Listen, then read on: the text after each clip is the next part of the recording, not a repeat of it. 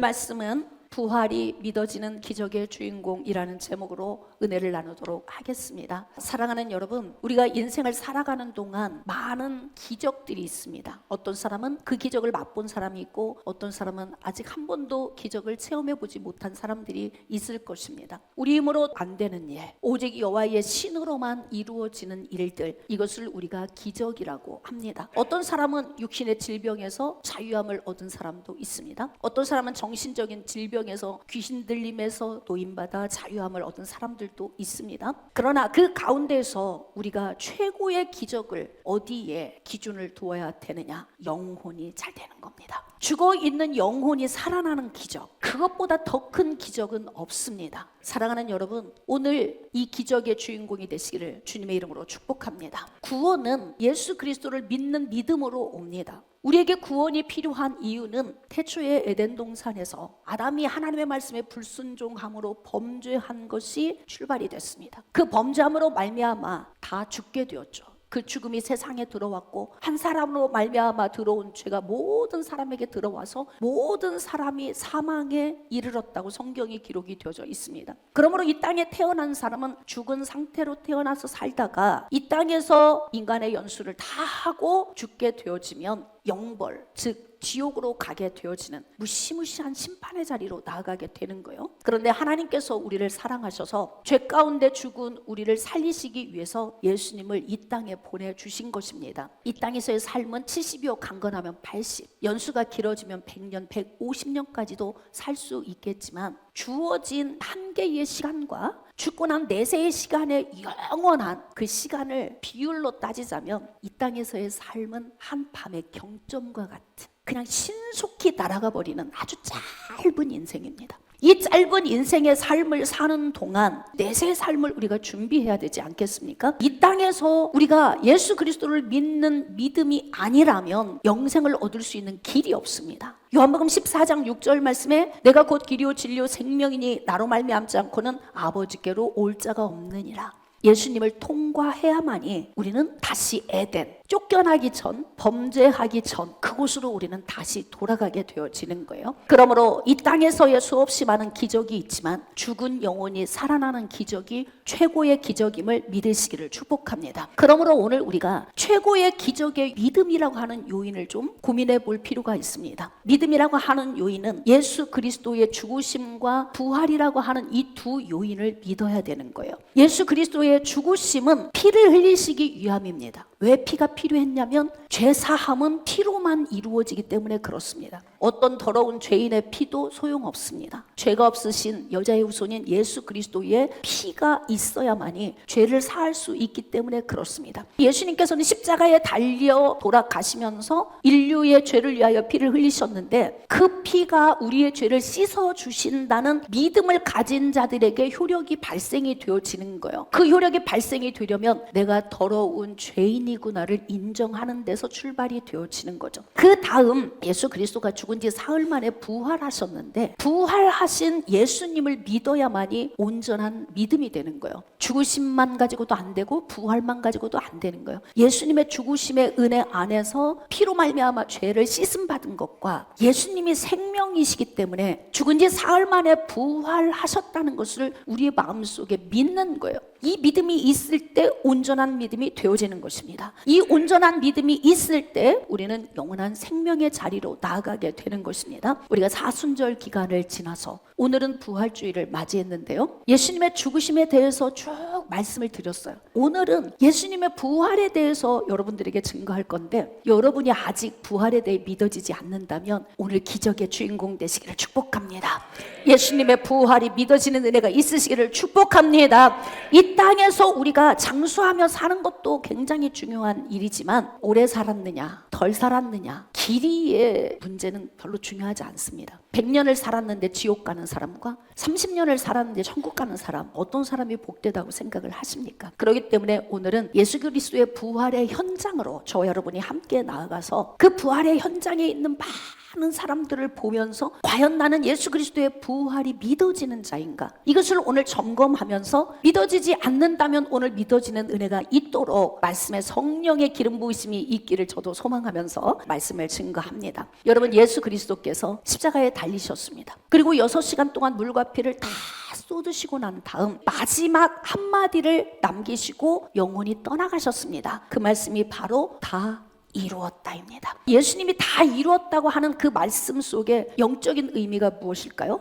인간이 범죄했을 때 하나님께서 여자의 후손을 준비하신 창세기 3장 15절로부터 시작된 하나님의 계획, 그때부터 복음이 시작이 되어졌는데 그 계획을 이루기 위하여서 아브라함을 부르셨고 이스라엘 백성들을 애굽에서 구출해 내셨습니다. 그리고 그들을 가나안 땅에 정착시켜 살게 하시고 그 땅에서 예수 그리스도가 오게 하셨습니다. 수천 년이 지나는 동안 죄인들을 구원하시기 위한 하나님의 열망은 변하지 않으셨습니다. 그래서 예수님이 이 땅에 오셔서 죽으심과 부활이라고 하는 두 가지 요인을 이루시기 위해서 십자가 위에 달리신 거예요. 근데 예수님께서 다 이루었다 이렇게 말씀하셨습니다. 즉 하나님께서 죄인들을 위해 세우신 계획, 즉 예수 그리스도의 죽으심 그리고 부활의 은혜, 이 은혜가 다 이루었다. 그렇게 지금 예수님이 말씀하고 가신 거예요. 십자가 위에서 죽으신 것으로 인하여서 마귀의 머리를 깨뜨리셨고 여자의 후손이 와서 마귀의 머리를 짓밟으실 예언의 말씀이 성취가 되었지만 믿음의 온전한 요인은 부활이라고 하는 요인이 반드시 따라와야 되는 거예요. 예수님이 십자가에 못 박히고 6시간 동안 물과 피를 쏟으시고 다 이루었다 이렇게 말씀하시고 죽게 되신 겁니다. 아리마대 사람 요셉이라고 하는 사람이 예수님의 장례식을 준비를 했습니다. 골고다 언덕을 중심으로 예루살렘에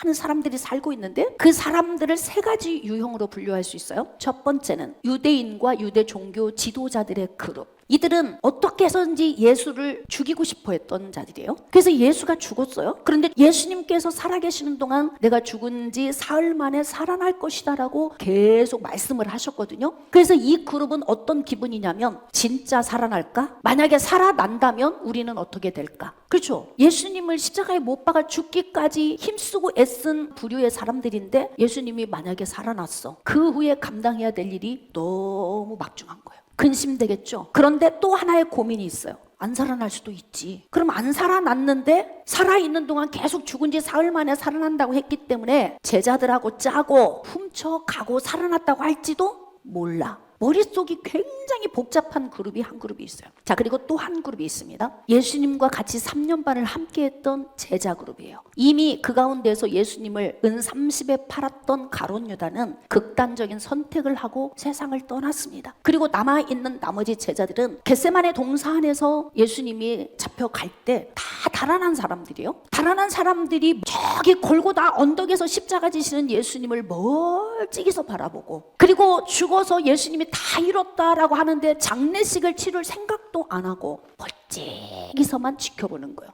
죽은 지 사흘 만에 살아나는 거 그런 일은 일어나지 않을 거야. 기대감이 없이 있는 두 번째 그룹. 자, 세 번째 그룹은 예수님이 사역하실 때 귀신 들린 자를 자유케 하고 병든 자를 고치시고 죽은 자를 살리시는 사역을 하셨습니다. 그 과정을 통해서 구원과 변화와 회복의 은혜를 입었던 체험신앙을 소유한 그룹, 세 번째 그룹입니다. 예수님이 지금 죽으셨고 다 이루셨고 장례식을 치러야 돼요. 그런데 이 세 그룹이 묘한 심리적인 요인을 가지고 있어요. 여러분은 어느 그룹에 속합니까? 저하고 지금 골고다 언덕으로 함께 가보실까요? 우리 자신 스스로는 어느 그룹에 속한 자인지 스스로가 분별할 수 있어야 돼요. 만약에 내가 유대 종교 지도자들과 유대인에 속해 있어 예수를 믿지 않는 자이다. 오늘 잘 들어주십시오. 왜 오늘 우리에게 부활이 필요한지. 그리고 예수님의 제자로서 3년 반을 다녔어요. 그런데 예수님과 무관한 자처럼 행동을 해요. 신앙생활 하면서 목사로 강도사, 전도사, 선교사, 안수집사, 권사, 장로, 집사, 성도, 모태신앙부터 오랜 세월 동안 교회를 다니고 있는데 예수님이 십자가를 지시고 부활을 앞에 두고 있는 그 모든 일련의 과정이 남의 일처럼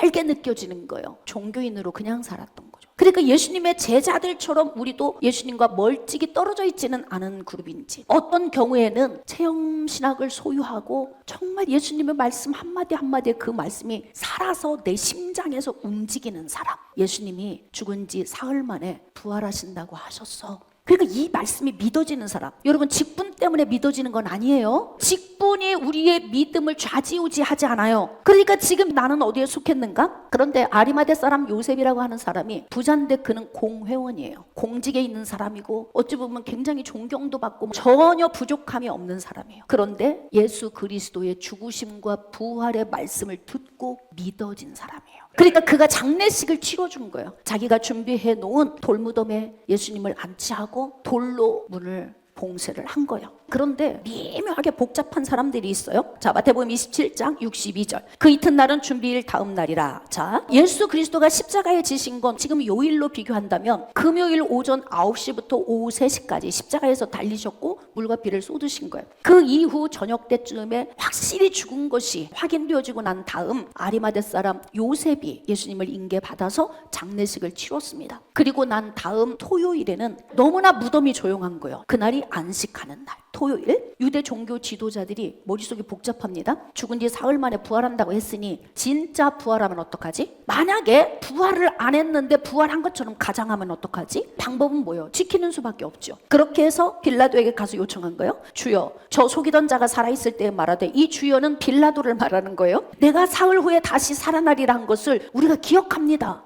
예수라고 하는 그자가 3년 반 동안 제자들과 함께 움직이면서 대제사장, 서기관, 장로들 그들에게 내가 많은 고난을 받고 죽은 뒤 사흘 만에 살아난다 이렇게 했던 거 우리도 기억하고 있습니다. 그러므로 명령하여 그 무덤을 사흘까지 굳게 지키게 하소서. 도둑질 해가지 못하도록, 행여라도 어떤 거짓된 요인이 개입되지 않도록. 그리고 굳게 지키면 뭔 수가 있겠어? 인간인데 무덤에서 살아났어도 봉해버리면 못 나올 거야. 그래서 어떻게 했냐면 무덤에 가서 완전히 봉해버린 거예요. 본드를 붙인 거죠. 진흙을 발라서 완전히 밀폐를 시켜버리고 경비병을 세워서 지키게 한 거예요. 안전할 것이라고 생각을 했겠지요. 그런데 하나님이 그냥 계실까요? 예수님을 왜 보내신 거예요? 누구 때문에?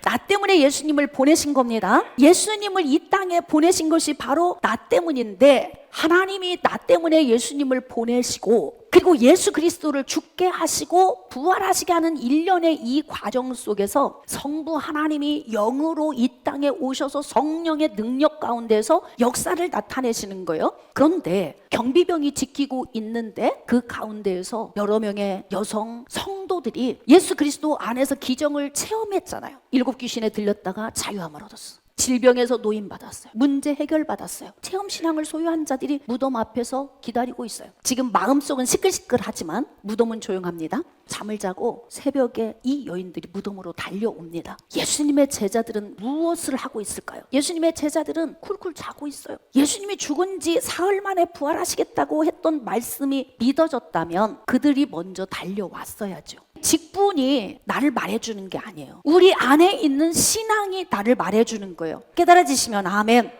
여러분, 큰 믿음의 사람이 되시기를 주님의 이름으로 축복합니다. 큰 믿음의 사람, 할렐루야. 하나님께서 초월적인 역사를 이루신 거예요. 토요일이 지나고 안식 후 첫날 주일 일요일 새벽이 된 거예요. 자, 새벽에 막달라 마리아와 다른 마리아가 무덤을 보려고 갔더니 큰 지진이 나며 주의 전사가 하늘로부터 내려와 돌을 굴려내고 그 위에 앉았는데 초자연적인 역사가 나타난 거예요. 여러 마리아들이 갔는데요, 벌써 돌이 굴려져 있고 예수님은 살아나셨고 무덤에서 이미 나가셨어요. 그리고 천사들만 거기에서 기다리고 있는 거예요. 그 광경을 본 여성들이 예수님의 제자들을 찾아가서 예수님 살아나셨다고 이야기하는데 믿을까 안 믿을까요? 진짜? 헛것 본 것 아니야? 요즘 우리의 신앙의 행태가 아닐까요? 3년 반 예수신학교에서 공부했고요. 예수님이 능력 주셔서 전도 현장에 가서 능력도 나타냈어요. 그랬는데도 아직 예수님의 죽으심과 부활이 믿어지지 않아요. 이게 예수님의 제자들의 모습입니다. 사랑하는 여러분, 예수님 안에 나와서 열심히 헌신하는 거 굉장히 중요합니다. 물질 드리는 것도 중요하고 영혼을 섬기는 것도 너무 중요한데 예수 그리스도의 죽으심과 부활이 아직 안 믿어진다면, 그렇다면 오늘 다시 한번 깊이 이 말씀을 묵상하셔야 돼요. 물론 믿어지는 시기는 다 다릅니다. 모든 사람이 예수 그리스도의 죽으심과 부활이 같이 믿어지진 않아요. 각자 사람마다 시기와 때가 있는데 그 시기와 때가 빨리 오는 사람의 특징이 무엇인가? 예수 그리스도의 죽으심과 부활이 빨리 믿어지는 사람이에요. 근데 오랫동안 교회를 나왔는데도 예수 그리스도의 죽으심과 부활이 잘 안 믿어지는 사람이 있어요. 어떤 집사님이 저에게 오셔서 이렇게 얘기했어요. 예수님이 죽으신 건 믿어진대요. 그분이 예수 그리스도의 피의 효력까지 적용이 되는 죽음이 믿어지는 건지는 모르겠어요. 예수 그리스도의 죽음이 믿어진다는 건 예수 그리스도의 피의 효력이 믿어져야 되는 거예요. 예수 그리스도의 피가 우리의 죄를 씻으셨습니다. 우리의 수치를 가려주셨습니다. 예수 그리스도의 피가 우리의 모든 저주에서 우리를 파쇄시켜 주셨습니다. 이것이 믿어져야 되는 거예요. 단순히 예수님이 죽으셨대, 죽을 수 있지 뭐, 그럼 그렇게 믿어지는 의미가 아니라는 거예요. 그런데 부활이 안 믿어집니다. 이렇게 이야기를 하더라고요. 어떤 사람은 이렇게 얘기해요. 당신 구원 받으셨습니까? 구원받은 것을 어떻게 압니까? 굉장히 복잡하게 풀어내시는 분이 있어요. 여러분, 구원은 복잡하지 않습니다. 로마서 10장 9절과 10절 말씀에 내가 만일 내 입으로 예수를 주로 시인하며 하나님께서 그를 죽은 자 가운데서 다시 살리신 것을 내 마음에 믿으면 구원을 받으리니 사람이 마음으로 믿어 의에 이르고 입으로 시인하여 구원에 이르느니라. 할렐루야. 간단해요. 예수 그리스도의 죽으심과 부활이 믿어지는 거예요. 복잡하지 않습니다. 그런데 이분은 부활이 안 믿어진대요. 중생한 거예요, 안 한 거예요? 아직. 이미 중생하신 분도 있지만 아직 중생하지 못하신 분들도 있어요.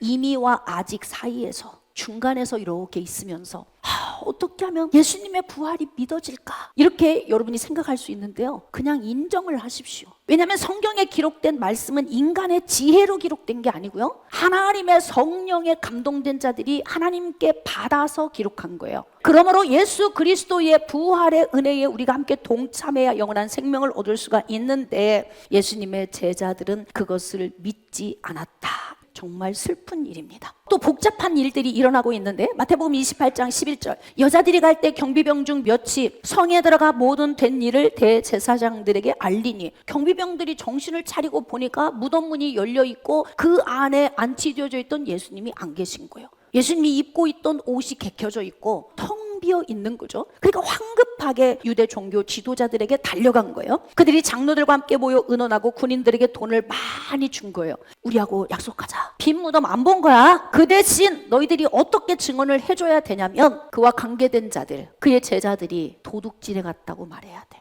이렇게 돈을 받고 얘기했어요. 여러분, 인생 사는 곳이면 다 일어날 법한 일들이에요. 사람들 살아가는 모든 요소에 있을 법한 이야기들입니다. 그런데 지금까지도 돈을 받고 말한 것이 유대인들에게 두루두루 퍼졌더라. 유대인들은 예수님을 인정하지 않습니다. 유대 종교 지도자들과 유대인의 그룹은 끝까지 오신 예수 그리스도를 인정하지 않아요. 2000여 년 지난 지금도 인정하지 않습니다. 그런데 이렇게 돈을 받고 예수님을 누가 훔쳐갔다 이렇게 증언하라 하는 유대 종교 지도자들과 유대인의 그룹이 정신이 하나도 없지. 지금 예수님은 부활하셔서 벌써 나오셨어, 무덤에서요. 이러한 일련의 사건들이 일어나고 있어요. 그런데 제자들은 역시 예수님이 살아난 것을 본 자들이 증언함에도 믿지 않았더라.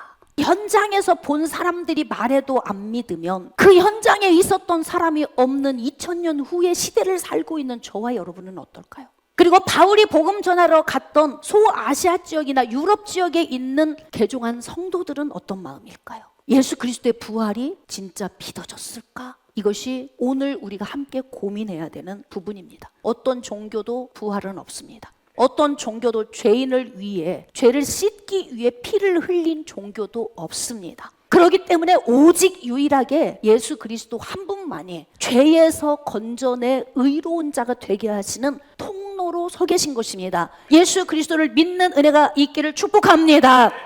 예수 그리스도로 말미암아 우리가 이제 영생을 얻었는데 시간이 지나면 지날수록 예수 그리스도의 부활을 본 적이 없는 시대의 사람들에게 가장 문제는 뭐냐면 부활이라고 하는 문제예요. 바울이 복음을 전하러 현장에 갔는데 사람들이 부활을 잘 믿지 않아요. 게다가 여기저기 흩어져 살고 있는 유대인들이 예수 그리스도의 부활에 대해서 계속 공격하는 거예요. 부활? 진짜야? 없어 그런 거. 오직 야훼 여호와 하나님 부르면 되는 거야. 그리고 율법 잘 지키고 살면 되는 거야. 이게 복음 전하는 현장에서마다 바울과 충돌되어지는 요인이에요. 바울이 고린도 교회 성도들에게 이런 편지를 썼습니다. 고린도전서 15장은 부활장입니다. 부활에 대해 설명이 되어 있는데요, 12절입니다. 그리스도께서 죽은 자 가운데서 다시 살아나셨다 전파되었거늘. 복음의 핵심은 예수님이 십자가에서 피 흘리셨고 그 피가 죄인들의 죄를 사해 주실 뿐만 아니라 생명이신 예수님이 무덤에서 살아나셔서 마지막 날에 우리를 다시 살리시는 것이다. 이게 복음의 핵심이에요.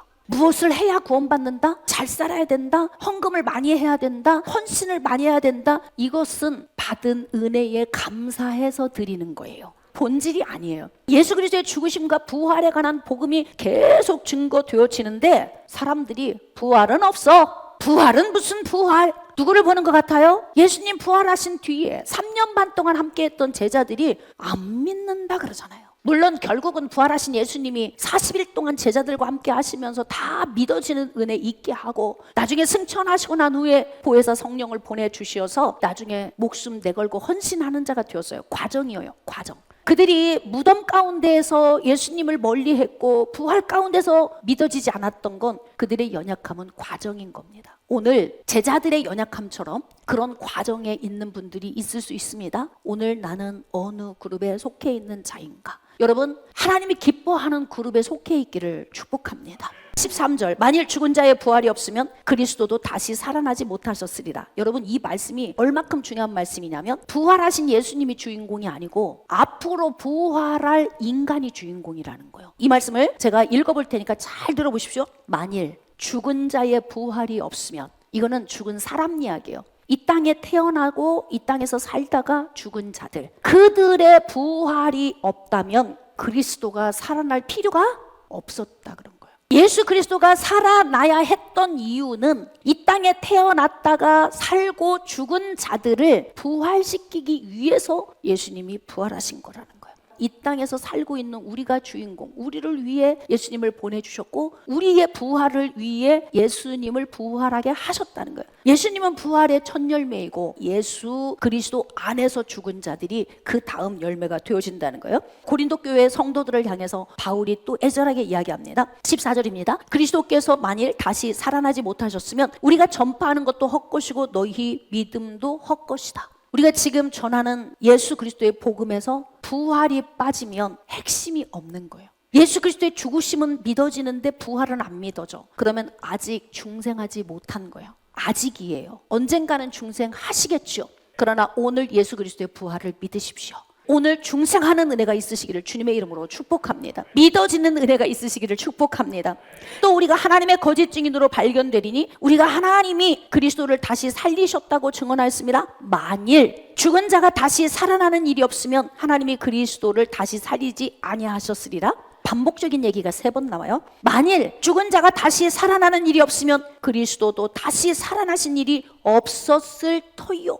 중요한 건 예수님이 부활하신 건 고린도 교회 당신들 마지막 날에 부활시키려고, 믿음의 소망을 갖게 하려고, 그래서 예수님을 부활케 하셨다 하나님께서. 그러니까 오늘 부활주의를 맞이해서 우리가 이렇게 예배를 드리는 것은 나의 부활을 위한 거예요. 나의 부활, 예수님의 부활은 곧 할렐루야, 나의 부활이 되는 거예요. 그러므로 여러분, 예수 그리스도의 부활이 믿어지는 것이 바로 기적의 주인공이 되는 거예요.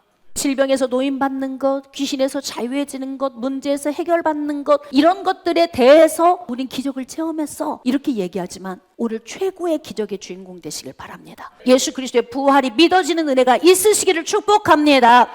예수 그리스도의 죽으심과 부활은 나를 위한 것이다. 요한복음 5장 26절 이하입니다. 아버지께서 자기 속에 생명이 있음 같이 아들에게도 생명을 주어 그 속에 있게 하였고 또 인자됨으로 말미암아 심판하는 권한을 주셨느니라. 이를 놀랍게 여기지 말라. 무덤 속에 자는 자가 다 그의 음성을 들을 때가 오나니 선한 일을 행한 자는 생명의 부활로, 악한 일을 행한 자는 심판의 부활로 나오리라. 아멘.